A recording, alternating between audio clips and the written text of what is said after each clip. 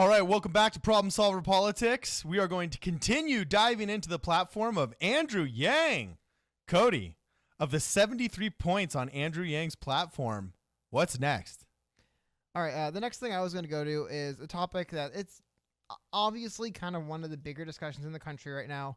Actually, a lot of candidates are trying to put forward what their plan for it is, and that's the opioid crisis. Oh, okay, yeah. That's a good one. It's an important one. So what does he say? I'm curious. He has a brief and a graph that's a bit longer. What I like to get down to is what he's proposing to do. Okay. I think we can agree there's a problem with opiates. What we need to get down to now is how he plans to solve it. So anyway, as president, I will declare a state of emergency and seek to bring down both the overdose numbers and the addiction levels by 20% within 4 years. I always love it when a candidate doesn't just say, I want to help or make this better. I'm going to make it this much better by this time. I always love that. Fair enough. Quintuple federal funding from $4.5 to $20 billion per year directed toward addiction treatment and rehabilitation for addictive opiates at the local levels. Okay, I have a question about that, but we'll get to it at the end. It's more money again. Yeah. Impose a new tax on opiate manufacturers to fund treatment and rehabilitation retroactive to 2005. The drug companies will pay to treat the conditions they have profited from. I particularly like this one right here. This is one that do? I particularly like this. Yeah. Whoa. Okay. Again, I'm not a huge, punish the corporations kind of person, but I also would say that I would say it's kind of settled that, especially with opioids, a lot of these drug companies kind of knew what they were doing. There was no, oh, what? People are getting addicted? It was like, yeah, good. They should be. So anyway, moving on. Okay, we'll get back to that. The FDA should only allow doctors to complete specialized education in pain management to prescribe opioids for more than a few days. All states should limit the size of prescriptions and require all opioid prescriptions to be made from hospitals instead of individual offices and practices. Right now, our prescription rate is 4 times higher than that of Europe. We need to bring it down. Doctors need to tell more patients that they'll feel better on their own without having to take opiates. That's another one that That's fair. I really like that one. I like that one a lot. I like that. Actually, another candidate, forgive me, I don't have her name on top of my head, recently said basically the same thing, that she wants to put forth a bill that would limit 7 days max per opioid prescription. That's fair. That's fair. Direct the Department of Health and Human Services to focus the resources on combating the epidemic until it's under control. He wants to do this by creating a centralized database of solutions and effectiveness. I love that. Create a centralized database of data to help analyze the trends of the opioid epidemic and better target resources. I love that. And provide funding to localities to experiment with solutions that work for their communities. I definitely like that one. This is one that I'm definitely a fan of, is these 3 points right here. Because I think it's kind of similar to the gun debate. It's hard to kind of one size fit all this. There's some communities I that noticed are ravaged. you say I love it to a lot of things that I completely see as absolutely disastrous, but we'll go over it. Well, I mean, a lot of it, especially with stuff like that, like I said, this is a problem that is kind of localized. I mean, for example, we have big opioid problems where we live out here, suburbs, kind of in Los Angeles area. There's places across the country where they're probably all meth. Places across the country where it's not really, opioids aren't the primary issue. And yeah, I don't think that what works in a county where maybe opioid abuse is like the tiny fraction of drug abuse, don't bring that to counties like ours where it's a big issue, because it's not going to help either of us. So I like that. Anyways, moving on, I'm going to get through the rest of these. We're not to the bottom yet? I got like 6, 7 more. I'll kind of go through faster. Okay. Direct the FDA to regulate pharmaceutical company marketing tactics as much as they regulate the release of new drugs. Again, I like that. I like the idea of there should be the same standards for releasing the stuff as there is for how they use it.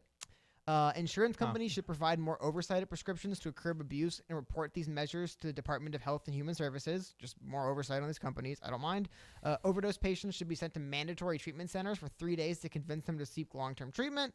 Okay, that's good. It's good, but it's hard to enforce. Work with the DEA to enforce a much stricter limit on the number of opioid-based medications that can be produced in any given year, and instruct manufacturers to report drugs prescribed in each community so as to monitor excess supply and probable abuse. I really like that idea, because I mean, you obviously can't say this is the X is the number of opioids that need to be manufactured, but I definitely think on the other end of it, you can kind of say, do we really need this many opioids manufactured in a calendar year? Is this meeting a demand or creating one? You know what I mean? Okay. Destigmatize medication-based treatment options for opioid addiction. We need to do whatever works best, including drugs that enable addicts to recover in stages. Allow local law enforcement authorities to selectively enforce criminal laws related to use and possession of opioids to facilitate treatment. A lot of places do this already. A lot of places, cops will show up, administer Narcan, bring you back to life, and they're not going to pull you in jail for possession. And last one, work to limit the importation of heroin and fentanyl, particularly from China. The Chinese government must do more to curb supply before it enters our country. We should negotiate for marked and demonstrated reductions in return for continued market access.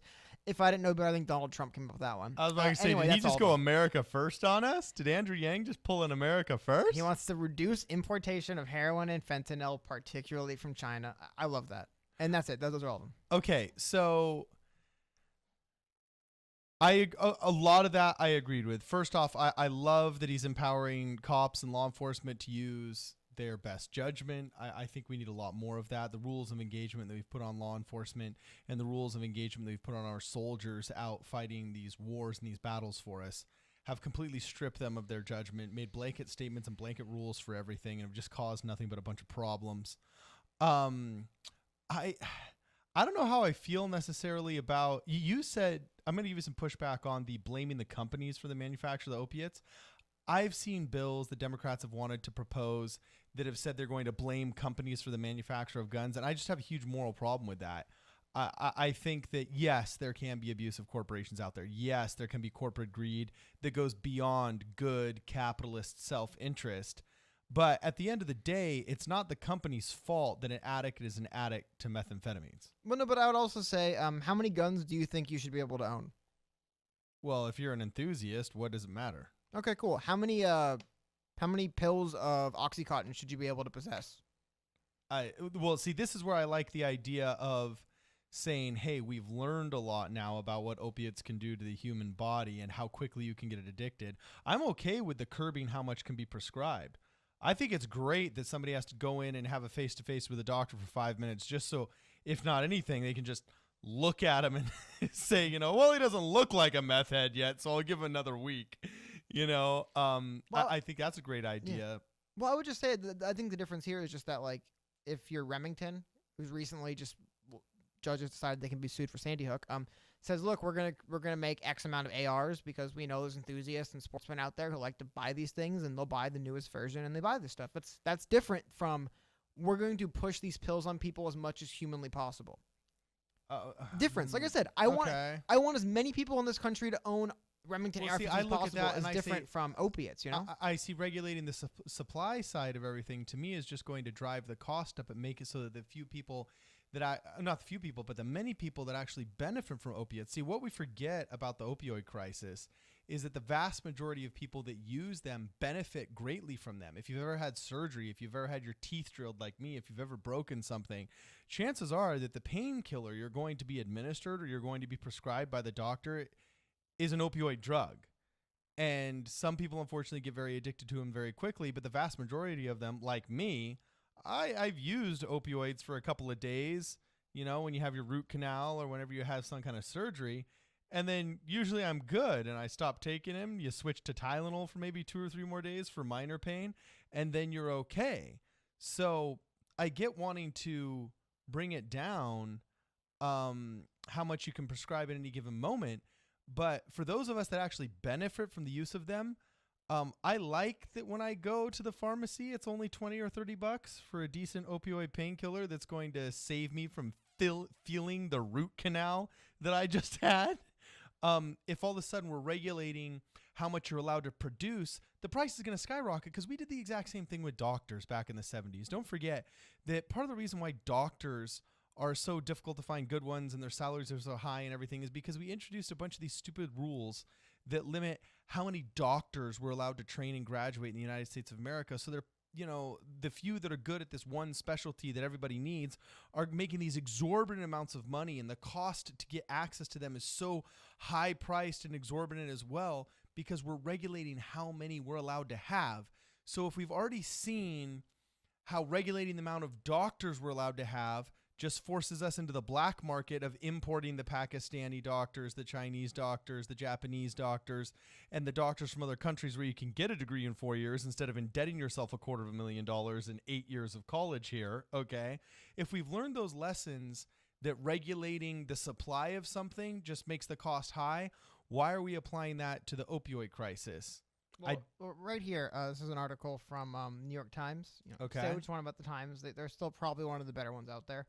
From 2008. Yeah, straight down the 2018, middle, unbiased New York Times. But May 2018, Purdue Pharma, the company that planted the seeds of the opioid epidemic through its aggressive marketing of OxyContin, which is kind of editorial there anyway, has long claimed it was unaware of the potential opioid painkillers' growing abuse until years after it went on the market. But a copy of a confidential Justice Department report shows that federal prosecutors investigating the company found that Purdue Pharma knew about significant abuse of OxyContin in the first years after the drug's introduction in 1996 and concealed it. Company officials had received reports that the pills were being crushed, stolen from pharmacies, and that some doctors crushed and snorted, and that some doctors are being charged with selling prescriptions, according to dozens of previously undisclosed documents that offer a detailed look inside Purdue Pharma. But the drug maker continued, in the face of this knowledge, to market OxyContin as less prone to abuse and addiction than other prescription opioids, prosecutors wrote in 2006. 13 years ago, Purdue Pharma was found for inappropriately marketing OxyContin despite knowing it was getting people addicted. Well, I mean, if you're doing false advertising of any type, if you advertise that a car is the fastest car in the market and it really only goes 65 miles per hour while the other cars go 85 miles per hour, then I think you should be charged with false advertising. And in this case, it's unfortunately much more heartbreaking false advertising because people's lives are involved. So if Purdue Pharma actually was indeed guilty of saying, oh, this is less habit forming than the other stuff when they knew it wasn't, then I mean, somebody should go to prison. It's that simple. But that's a question of false advertising, not a question of regulation of supply. Does that make sense? Well, I mean, but I would say it kind of goes both ends. I mean, it was false advertising on one hand, but really the issue here isn't that they were lying in their advertising. The issue here is that, one way to read these tea leaves is, awesome, people get addicted, we'll just make more. And then we make more money because they're addicted to our product. Like I said, people don't get addicted to buying lever action rifles. People get addicted to buying opiates. So there's a difference between saying, well, you can't treat them like gun companies. Well, the difference is they're not selling, 1911 handguns because they know you're hooked and you'll rob, lie, and cheat and steal to get them. Okay. But they're manufacturing opioids for that reason. This is what I would say. I would be interested in attempting this aspect of opioid regulation. If it didn't cost a lot of money to implement, we could get the money from elsewhere and also see if there were a sunset clause. If we were going to try it out for 7 years and see if this bit of regulation actually did indeed help the opioid epidemic. Well, I mean, how long did we function as a country where opioids weren't widely prescribed and were people, people unable to leave bed because they're in so much pain, people quitting their job because they couldn't work? Well, we also weren't doing as many by. surgeries that were life-saving as well. And if the opioids were as a result of trying to kill the pain of surgeries, I get where you're going and I agree with a lot of that.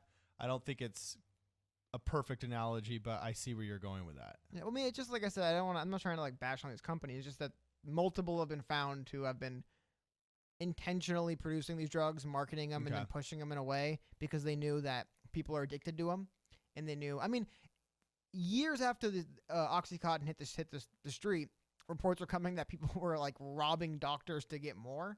Jeez. And then OxyContin manufacturers Purdue Pharma said, it's not addictive, whatever. It's no big deal. This is a safer alternative. I know heroin and opiates in general have been a part of cultures for hundreds of years, but the idea that every house has a bottle of OxyContin on a shelf, that's relatively new. And it's relatively, the dangers of it and what I ultimately don't like about this kind of stuff, what worries me the most about this, again, not compared to guns or even cigarettes, is a doctor isn't saying, I'm going to prescribe you 10 packs of cigarettes for the next 30 days, and I want you to smoke all of them in the next 30 days, and then come back and tell me how you feel. But they said that with pills. I'm your doctor. I'm from a position of authority. I know what's best for you. So take these heroin pills for 90 days. Come back. Tell me how you feel. Let me tell you something.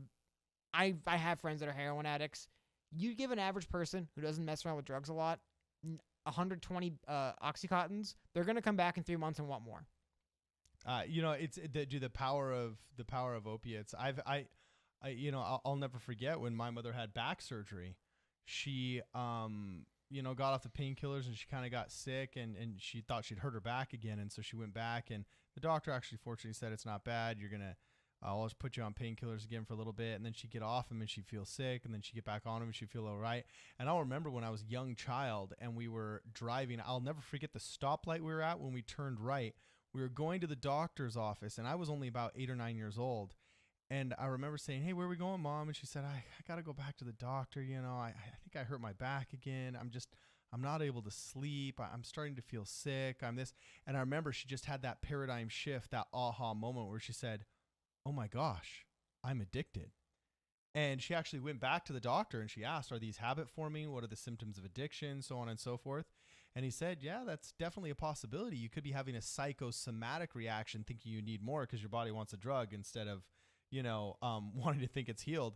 And so they both mutually agreed for her to try going cold turkey for a while. And 2 weeks later, she was fine, But I mean, my mother fortunately had the foresight and the wherewithal to self-identify as a person who developed a habit of opioid usage and was able to kick it. I can't imagine how somebody less intelligent and less introspective might quite easily get hooked. So the fact that he's actually talking about this, I really, really like. Steve Knight, representative from California, was another one that was talking a lot about this, and I really liked. Yeah, and then just really quickly to kind of finish up here on the whole Yang's platforms on it, he outlines a few goals. Just want to go through the goals. Reduce production and use of opioids for general pain management. I think we can all vaguely agree on that in some level. Provide treatment resources and options for those addicted to opioids, taking into account local cultural mores. I like that a lot as well because, again, like I said, there's places, and Andrew Yang's actually spoken on this on the record, and other places that there's parts of the country where the jobs are gone, kind of the reasons to live have been removed. Yeah. And the pills just come flooding in. Yeah. And what's going to work in those counties is not going to be the same as, like I said, some affluent suburbs where it's going to be a little bit more of like a, hey, stop flooding every single home with these pills. Yeah. That'll work. But when you have people that, I mean, there's stories, these are extreme stories, but stories of ambulance drivers administering Narcan 50 times in 3 or 4 days because people are just dying every hour. I mean, it's that bad. Anyway, enough of a tangent. Once again, goals, last goal. Prevent a similar crisis from developing in the future with stricter regulations on marketing and sales tactics. That's where I would agree with you. Things get a little bit wishy. I think the idea that prescription drugs shouldn't be marketed, this is a radical change, a little bit different, but I would totally advocate for a system where you don't market prescription drugs to doctors. There's a board, some kind of health board that gets together and says, hey, we have a need for medication that addresses X. Okay. Well, this also, in the last minute here, the only reason why I got a problem with those boards and everything is because ultimately you're putting more trust into that 5-person board to decide what drugs are best than the 5 million person state that it's legal in. My problem with all these boards and not letting the free market behave is, look, in a short period of time, in 10 or 15 years, we figured out that opioids need to be taken seriously and need to be addressed in a very specific matter. What if that board gets corrupt? Because honestly, our government institutions have a very big tendency to be run by special interests and big corporate money. So what's going to keep it from all of a sudden becoming just a rich payoff appointed position game? Well, it will get corrupt as a government board. It will. I mean, I would just say, though, that for-profit companies just start off in a way corrupt. And then also, well, here's the only other problem is, let's just say we honestly did find a magical pill that cured cancer. If we have all of these strict regulations on how we're allowed to market these drugs, then the cure for cancer would literally be unmarketable if the 5 people on the corrupt board did not think that it was worth their time or money. Well, why not just say only psychoactive drugs? That's fair. Okay. I mean, like, then something like a better penicillin's cool, but I'm talking about, for example, did Adderall need to flood every 15-year-old's medicine cabinet for ADHD because people found out that you put kids on stimulants and amphetamines and they perform better? I mean, not to go on the side, Barry Bonds did Adderall and hit home runs. I mean, this isn't like rocket science that, prescription pills or methamphetamine-based pills will make you more productive. I mean, this is kind of what we've known for a while. So, like I said, I would just say that it's a little bit different when you're speaking specifically about psychoactive drugs that potentially could be addictive. Yeah, we should regulate how those hit the market. I don't care how stuff that helps with infections that isn't addictive because there's no psychoactive component to it. Okay. That's a different story to me. All right. Awesome. We're going to have more on Andrew Yang's platform when we come back next time. This is Problem Solver Politics.